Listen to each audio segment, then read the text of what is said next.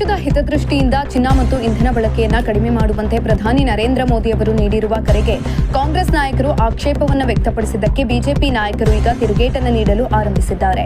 ಕಾಂಗ್ರೆಸ್ ಪಕ್ಷದ ನೆನಪಿನ ಶಕ್ತಿ ನಿಗೂಢವಾಗಿ ಕೆಲಸ ಮಾಡುತ್ತದೆ ಅಂತ ಟೀಕಿಸಿದ ವಿಧಾನಸಭೆಯ ವಿರೋಧ ಪಕ್ಷದ ನಾಯಕ ಆರ್ ಅಶೋಕ್, ಈ ಹಿಂದೆ ಕಾಂಗ್ರೆಸ್ ಸರ್ಕಾರಗಳು ಸಹ ಇದೇ ರೀತಿಯ ನಿಲುವನ್ನ ತಳೆದಿದ್ವು ಅಂತ ಹೇಳಿ ಮೋದಿ ನಿರ್ಧಾರವನ್ನ ಸಮರ್ಥಿಸಿಕೊಂಡಿದ್ದಾರೆ. 1967ರಲ್ಲಿ ಇಂದಿರಾ ಗಾಂಧಿಯವರು ಭಾರತೀಯರು ಚಿನ್ನ ಖರೀದಿಸುವನ್ನ ತಪ್ಪಿಸುವಂತೆ ಕೇಳಿದಾಗ ಅದನ್ನ ರಾಷ್ಟ್ರೀಯ ಶಿಸ್ತು ಅಂತ ಕರೆಯಲಾಯಿತು.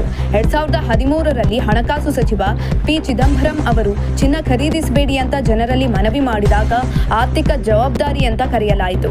ಈಗ ಪ್ರಧಾನಿ ನರೇಂದ್ರ ಮೋದಿ ಅವರು ದೇಶದ ವಿದೇಶಿ ವಿನಿಮಯವನ್ನ ಉಳಿಸಲು ಮತ್ತು ರೂಪಾಯಿ ಮೌಲ್ಯವನ್ನ ಹೆಚ್ಚಿಸಲು ಇದೇ ರೀತಿಯ ಆರ್ಥಿಕ ಶಿಸ್ತಿಗೆ ಕರೆ ನೀಡಿದಾಗ ಕಾಂಗ್ರೆಸ್ ನಾಯಕರು ಇದುವರೆಗೂ ಸಂಭವಿಸಿದ ಏನೋ ಒಂದು ವಿಚಿತ್ರ ನಡೆ ಎಂಬಂತೆ ವರ್ತಿಸುತ್ತಿದ್ದಾರೆ.